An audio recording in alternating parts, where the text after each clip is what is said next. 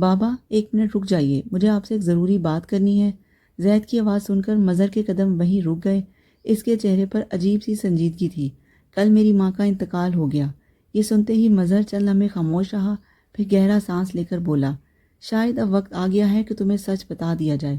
وہ عورت جسے تم اپنی ماں سمجھتے رہے ہو حقیقت میں ویسی نہیں تھی جیسا تم نے ہمیشہ سوچا۔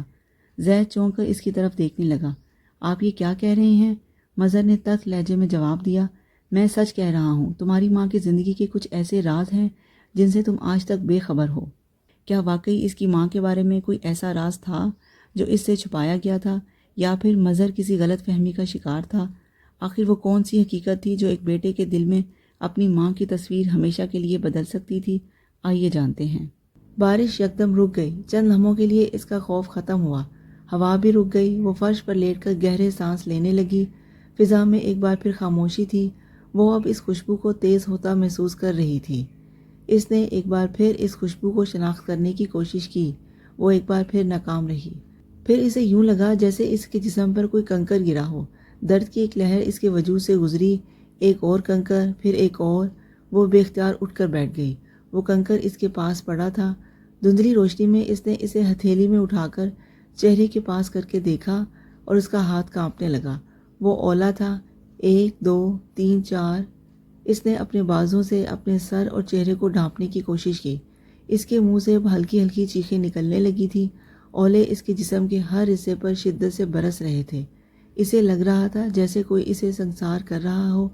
ہوا ایک بار پھر چلنے لگی۔ اولوں کا سائز اور تعداد بڑھنے لگی۔ بیٹھے بیٹھے اس نے اپنے سامنے خون کے چند قطرے دیکھے، پھر انہیں گیلے فرش پر پھیلتے دیکھا۔ اسے اندازہ نہیں ہوا خون کہاں سے نکلا تھا۔ اس کے جسم کے ہر حصے میں اتنی تکلیف ہو رہی تھی کہ وہ یہ اندازہ لگا نہیں سکتی تھی۔ پھر اس نے ایسے بہت سے قطروں کو فرش کو رنگدار کرتے دیکھا۔ اس کے اعصاب مفلوج ہونے لگے تھے۔ پہلی بار آسمان پر بادل چھانے لگے۔ وہ دھندلی روشنی اب غائب ہونے لگی۔ ہوا ایک بار پھر چنگھاڑ رہی تھی۔ اولے اب بارش کے ساتھ برس رہے تھے۔ اسے اپنا وجود فرش پر پھیلتا محسوس ہوا۔ اس نے ایک بار پھر فرش پر لیٹ کر فرش کو پکڑنے کی کوشش کی۔ برستی بارش اور اولوں نے اس بار اسے ناکام کر دیا۔ اس کے وجود کے ساتھ اس کے ہاتھ بھی پھسلنے لگے۔ وہ اب اپنے چاروں طرف کچھ بھی دیکھ نہیں پا رہی تھی۔ آسمان اب تاریک ہو چکا تھا۔ وہ پھسلتی جا رہی تھی۔ شل ہوتے اعصاب کے ساتھ وہ چیخنے کے قابل نہیں رہی تھی۔ پھر اس نے اپنے پیروں کے نیچے زمین کو غائب ہوتا محسوس کیا۔ اس کے پاؤں اب خلا میں تھے۔ آنکھیں کھول کر اس نے آخری بار کوئی سہارا ڈھونڈنے کی کوشش کی۔ تاریکی نے ہر چیز ہر سہارے کو اوجھل کر دیا۔ پہاڑ کی چوٹی سے نیچے خلا میں گرتے ہوئے اس نے اس خوشبو کو پہچان لیا۔ وہ کافور کی خوشبو تھی۔ ایک جھٹکے کے ساتھ وہ اٹھ کر بیٹھ گئی۔ اس کا پورا جسم پسینے سے بھیگا ہوا تھا۔ اس کا سانس بہت تیز چل رہا تھا۔ اسے ایک عجیب سی کپکپاہٹ محسوس ہوئی۔ سر نیچے کیے دونوں ہاتھ بیڈ پر رکھے وہ گہرے سانس لیتی رہی۔ اس کی ناک کی نوک سے پھسلنے والے پسینے کے قطرے اس کی گود میں گر رہے تھے۔ بہت سال پہلے دیکھا جانے والا خواب آج مکمل ہو گیا تھا۔ اس نے یاد کرنے کی کوشش کی، پہلی بار اس نے یہ خواب کب دیکھا تھا؟ 10 سال پہلے؟ ہاں ٹھیک 10 سال پہلے۔ اس نے پہلی بار وہ سیڑھیاں اپنے قدموں کے نیچے محسوس کی تھیں اور اسے سمجھنے میں ناکام رہی، یا پھر اس نے سمجھنے کی کوشش نہیں کی۔ اسے صرف حیرت ہوتی تھی کہ کیا خواب بھی سلسلہ وار ہوتے ہیں؟ ایک تسلسل کے ساتھ چلتے ہوئے اس کے خواب نے پورا ہونے میں 10 سال لیے، اور آج خواب کے آخری حصے نے اسے سب کچھ سمجھا دیا۔ وہ جان چکی تھی وہ پچھلے 10 سال سے کیا دیکھ رہی تھی۔ وہ ایک خواب نہیں دیکھ رہی تھی، وہ اپنی زندگی دیکھ رہی تھی۔ وہ اپنی لاحاصل خواہش دیکھ رہی تھی۔ 10 سال پہلے اس نے اپنا عروج دیکھنے کی کوشش کی تھی۔ 10 سال بعد آج اس نے عروج میں چھپا ہوا زوال دیکھا تھا۔ وہ سیڑھیاں اس کی خواہشات تھیں، وہ پہاڑ اس کا عروج تھا۔ اس کا جسم بخار سے تپ رہا تھا، اس کا حلق جیسے کانٹوں سے بھرا ہوا تھا۔ اسے یاد آیا وہ سونے سے پہلے زید سے معافی مانگنا چاہتی تھی، مگر وہ کمرے میں نہیں آیا۔ وہ اب بھی کمرے میں نہیں تھا۔ کمرے میں مکمل تاریکی تھی۔ وہ بیڈ کو ٹٹولتے ہوئے زمین پر جا کھڑی ہوئی۔ لڑکھڑاتے قدموں کے ساتھ وہ تاریک کمرے میں راستہ ڈھونڈتی رہی، مگر وہ یہ نہیں جانتی تھی کہ وہ کہاں جانا چاہ رہی ہے۔ پھر اسے یاد آیا وہ زید کے پاس جانا چاہتی تھی۔ اس نے دیوار ٹٹولتے ہوئے سوئچ بورڈ ڈھونڈ کر لائٹ آن کی۔ زید کا بیڈ خالی تھا۔ وہ کمرے سے باہر آ گئی۔ لاؤنج میں نائٹ بلب کی ہلکی روشنی تھی۔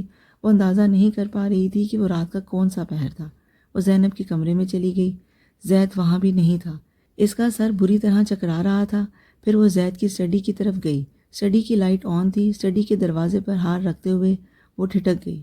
تیز بخار کی حالت میں بھی وہ اندر سے آنے والی آواز کو پہچان سکتی تھی۔ وہ اندر رو رہا تھا بلند آواز میں۔ مریم نے دروازہ کھول دیا۔ وہ کارپٹ پر بیٹھا ہوا تھا۔ اس کے سامنے کچھ فاصلے پر میز پر قرآن شریف رکھا تھا۔ وہ اپنے دونوں ہاتھوں سے چہرے کو چھپائے رو رہا تھا۔ شاید اس نے قرآن پاک پڑھنے کے بعد ماما جان کے لیے دعا کرنے کی کوشش کی ہوگی اور پھر اسے ماما جان یاد آ گئی ہوں گی، یا پھر وہ مریم نے کسی مرد کو زندگی میں بلند آواز میں روتے ہوئے نہیں دیکھا تھا۔ اس نے آج سارا دن زید کو اس طرح روتے ہوئے نہیں دیکھا۔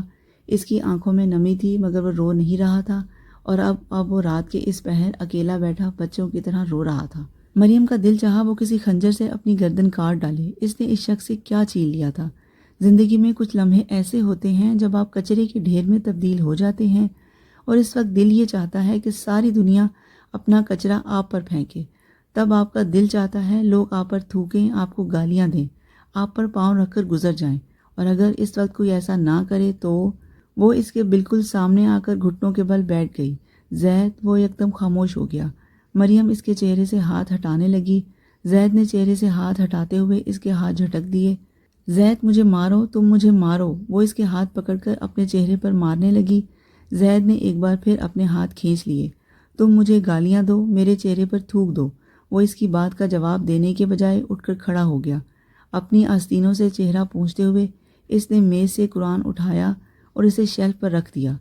وہ اٹھ کر لڑکھڑاتے قدموں سے ایک بار پھر اس کے پاس آ گئی۔ تم مجھے مارو، میرا گلا دبا دو، یا کم از کم ایک بار میرے چہرے پر تھوک دو۔ میں تمہیں مار سکتا ہوں، نہ تمہارے چہرے پر تھوک سکتا ہوں۔ تمہارے چہرے کو بہت بار میری ماں نے چوما ہے۔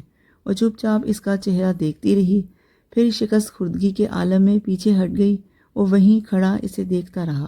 ہمیں پتہ چلا مریم کی والدہ کا انتقال ہو گیا ہے۔ تم نے کل بتایا ہی نہیں، ورنہ میں کل آ جاتی۔ آج بھی اتفاقاً پتہ چلا۔ میں نے فون کیا تھا تو ملازم نے بتایا۔ مظہر اور نصرت دوسرے دن شام کے وقت گھر آئے۔ زید اس وقت گھر پر ہی تھا۔ مریم کہاں ہے؟ نصرت نے پوچھا۔ اسے تیز بخار ہے، ڈاکٹر نے انجیکشن دیا ہے، سو رہی ہے، زید نے مدھم آواز میں بتایا۔ وہ کچھ دیر بیٹھ کر جانے لگے تو زید نے مظہر سے کہا، پاپا مجھے آپ سے کچھ باتیں کرنی ہیں، اکیلے میں، آپ رک جائیں۔ مظہر اور نصرت نے حیرت سے ایک دوسرے کو دیکھا۔ ٹھیک ہے، میں ڈرائیور کے ساتھ چلی جاتی ہوں، ڈرائیور کو واپس بھیج دوں گی، نصرت نے کہا، اور وہ لاؤنج سے نکل گئی۔ مظہر صوفے پر بیٹھ گیا۔ زید ان کے سامنے دوسرے صوفے پر بیٹھ گیا۔ کیا آپ جانتے ہیں مریم کی ممی کون تھیں؟ اس نے ان سے پوچھا۔ وہ حیران ہوئے۔ میں کیسے جان سکتا ہوں؟ ختیجہ نور کو جانتے ہیں آپ؟ مظہر کو جیسے کرنٹ لگا۔ وہ گمسم ہو کر اس کا چہرہ دیکھنے لگا۔ یقیناً جانتے ہوں گے، ختیجہ نور میری ماں تھی، کل انہی کی ڈیتھ ہوئی تھی۔ مظہر کے چہرے کا رنگ بدل گیا۔ وہ چند لمحے جیسے لفظ تلاش کرتے رہے، پھر انہوں نے کہا، تم یہ سب کچھ مجھے کیوں بتا رہے ہو؟ اگر تم یہ جانتے ہو کہ تمہاری ماں کون ہے تو میں کیا کر سکتا ہوں؟ میں واقعی یہ نہیں جانتا کہ میں آپ کو یہ سب کچھ کیوں بتا رہا ہوں۔ شاید میرے دل پر ایک بوجھ ہے جو میں اتارنا چاہتا ہوں، یا پھر اگر میں تمہیں تمہاری ماں کی اصلیت بتا دوں تو تم دوبارہ نام تک لینا پسند نہ کرو گے اس کا۔ میں نے ساری عمر اس کی حقیقت تم سے اور دوسروں سے صرف اس لیے چھپائے رکھی تاکہ تم لوگوں کے سامنے سر اٹھا کر چل سکو، تمہیں اپنے آپ سے نفرت نہ ہو جائے، انہوں نے تیز لہجے میں کہا۔ کون سی حقیقت پاپا؟ یہ حقیقت کہ ماما جان ایک کال گرل تھیں۔ اس نے اتنے عام سے انداز میں یہ بات کہی کہ مظہر اس کا منہ دیکھتے رہ گئے۔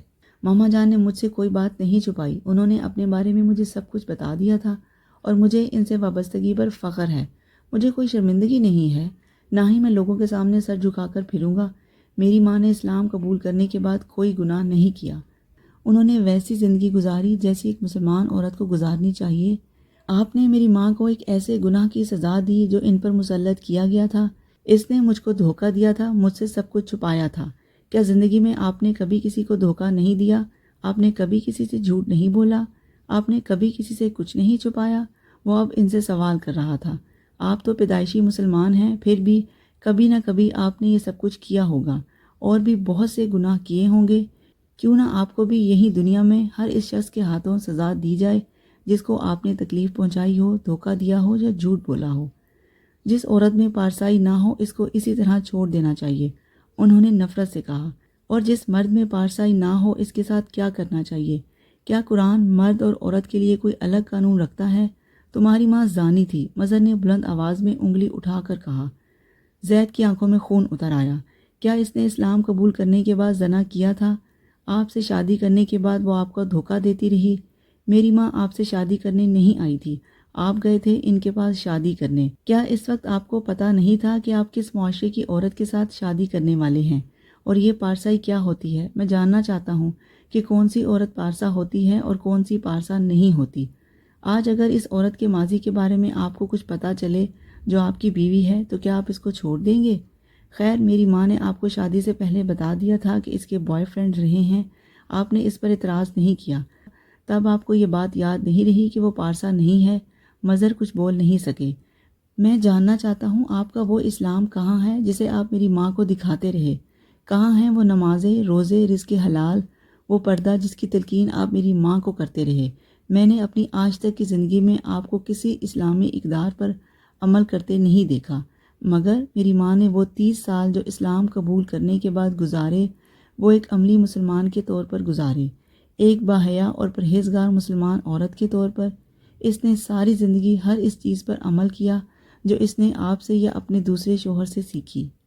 بابا، دنیا میں کچھ لوگ آپ کی طرح ہوتے ہیں جو ساری زندگی اپنے گلے میں مذہب کا ڈھول ڈالے اسے پیٹتے رہتے ہیں کیونکہ انہیں دنیا کو اپنی نمازوں سے متاثر کرنا ہوتا ہے، مگر جب بات اثار، قربانی اور اعلیٰ ظرفی کی آتی ہے تو پھر وہ آپ کی طرح ہو جاتے ہیں جو عورتوں کو یوں سزائیں دیتے پھرتے ہیں جیسے انہیں دنیا پر خدا نے جزا اور سزا کے اختیار کے ساتھ بھیجا ہو۔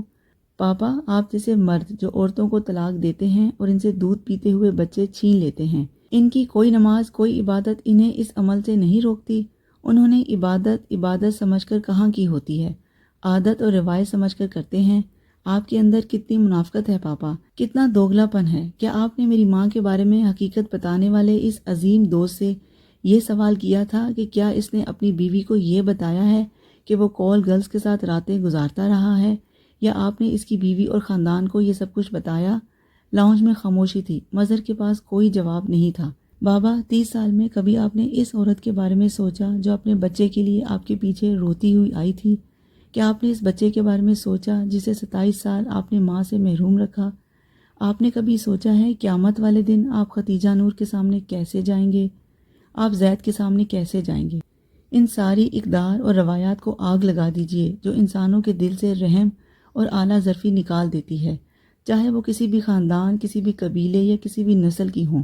مجھے فخر ہے کہ میں ختیجہ نور کا بیٹا ہوں، اس ختیجہ نور کا جس کی وجہ سے میں قیامت کے دن میں پہچانا جاؤں گا، اور اس دن میں آپ کو اس ظلم کے لیے معاف نہیں کروں گا جو آپ نے مجھ پر اور میری ماں پر کیا۔ مظہر نے اسے اٹھ کر اندر جاتے ہوئے دیکھا۔ وہ بہت دیر وہیں لاؤنج میں خاموش بیٹھے رہے۔ کیا واقعی میرے اندر رحم کی صرف ختم ہو گئی تھی اور میری نمازیں صرف دکھاوے کی نمازیں تھیں؟ کیا واقعی میں نے ختیجہ نور اور زید پر ظلم کیا یا پھر خود پر ظلم کیا؟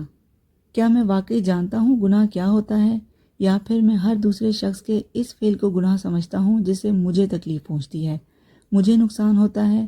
کیا دنیاوی قانون پڑھنے کے بعد میں نے دنیا کے ہر معاملے میں فیصلہ اور انصاف کرنے کی اہلیت حاصل کر لینے کا گمان کیا تھا؟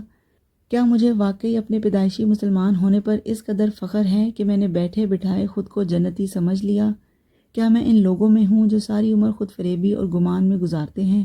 30 سال میں پہلی بار وہ اپنا احتساب کرنے کی کوشش کر رہے تھے، مگر سامنے والا ہر سوال انہیں یہ بتا رہا تھا کہ بعض سوالوں کے جواب کسی بھی زبان میں نہیں دیے جا سکتے، اور وہ سوال ایسے سوال ہوتے ہیں جو انسان کو اس کی عمر اور زندگی کے اس مرحلے پر آ کر زیر کر دیتے ہیں۔ جب انسان خود کو صراط مستقیم کے دوسرے سرے پر پہنچا ہوا محسوس کرتا ہے، اور تب پہلی بار یہ احساس ہوتا ہے کہ آپ ساری عمر جس راستے کو صراط مستقیم سمجھ کر چلتے رہے وہ نہ راستہ تھا اور نہ سیدھا راستہ، وہ صرف آپ کا نفس تھا یا پھر آپ کا گمان۔ کیا زید مریم کی غلطیوں کو معاف کر پائے گا؟ کیا ان دونوں کے درمیان بکھرا ہوا اعتماد دوبارہ جڑ سکے گا، یا پھر ان کے راستے ہمیشہ کے لیے جدا ہو جائیں گے؟ جاننے کے لیے سنیے اس کہانی کی اگلی اور انتہائی اہم قسط۔ اور اگر آپ کو میرا یہ انداز پسند آیا ہو تو لائک، شیئر اور سبسکرائب ضرور کیجیے گا۔ ملتے ہیں اگلے ایپیسوڈ میں۔